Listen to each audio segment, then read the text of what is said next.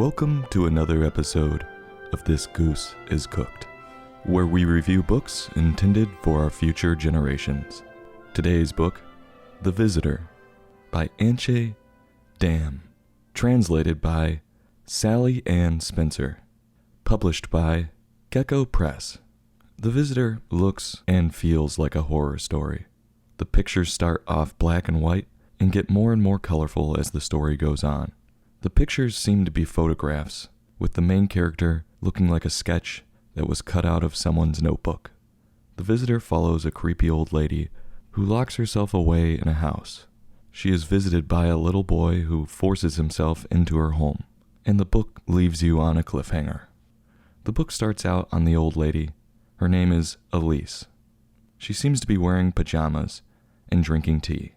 The book explains that Elise is afraid of everything, including people, and never goes outside. She is a shut-in, or a hermit.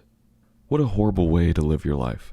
How does she survive if she doesn't go outside, ever? Does she just order her food off of Amazon? How does she make a living? However she does it, it's a creepy book. She's creepy, the house is creepy, and the situation is just plain weird. Well, one day Elise was cleaning her house, and opened the window, and a blue paper airplane comes flying through the window. What are the odds? The one day she opens the window and that happens. So instead of trying to figure out where it came from, she decides to put the paper airplane in the fire. Couldn't just throw it out. No, she had to burn it and leave no trace. She is so crazy that she can't go to sleep that night because she can't stop thinking about the paper airplanes flying around her and haunting her. In the morning, someone is banging on her door and wouldn't stop. So Elise finally answers the door. And it's a boy looking for his paper airplane, and he also has to use the bathroom. Super suspicious that he needs to use her bathroom. Where was he coming from that he couldn't have gone before knocking on her door? She allows the boy to use her bathroom upstairs. The picture depicts the boy walking upstairs with a trail of blood red being left behind him. I don't know if this is just blood or something different altogether. Either way, it's creepy as shit. It's at this point where you start to wonder who is going to be the murderer here. Elise or the boy? The boy is upstairs for far too long. He's either dropping a fatty heater in Elise's toilet, or he is snooping around her house. It's clear the boy purposely threw the paper airplane into her home for an excuse to either snoop or try out her shitter. He finally comes downstairs and points out a picture of Elise and asks her about it, only to distract her while he snoops around her house some more. The boy in the snooping comes across her books and asks Elise to read one to him.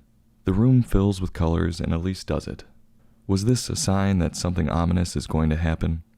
Well, after they got bored of reading, they decide to play what looks to be a game of hide and seek, aka the boy gets to snoop around her house some more, and they both plot different ways they could kill one another.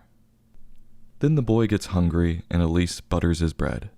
The boy gets his fill and decides to go home. He has his intel and the ins and outs of the house and will probably be back to kill her. After the boy leaves, Elise makes a paper airplane and sits there with an evil smirk on her face. And the book just ends. This thriller is clearly a game of cat and mouse, but the reader never ends up knowing for certain who the cat is and who the mouse is. The book leaves you to draw your own conclusions about what happens the next day. Well, I'm not sure I quite followed the whole storyline of this thriller. The moral was a little murky. The pictures, though, were some of the most unique pictures I've seen in a book, and they kept me entertained the whole way through. On a scale of 1 to 5, I'm going to give this book a 3.8.